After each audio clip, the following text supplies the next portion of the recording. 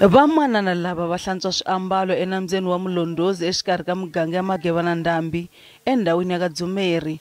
U ri sonto un'wana na un'wana u hlantswa swiambalo enambyeni lowu. Mlambo u ri n'wana wa yena wa jaha u ya enambyeni siku na siku ku ya kuma mati yo tirhisa ekaya.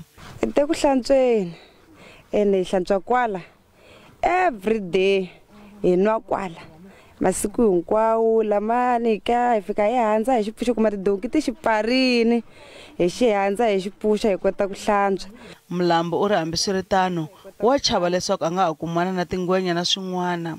Sweswiwani mi vona ku laya swimata leswi la ni jambise ri khari koka mati ka hisa ya famba mati lamaya maya la hansi le loko hi ri la hansa ni hambi munhu un'wana ngo ta fika ni ndla swin'wana kwalaya stele swa ku anga ni ndla swo kwani hi viki hi ri le hansi le nga swivoni swi le gangeni lo ni nga tangi na munhu fana sweswi ntena hi hlangile xi nga tshama la hambi o ta mbanyele hala ngo fika mbanyela ma heta dlasho.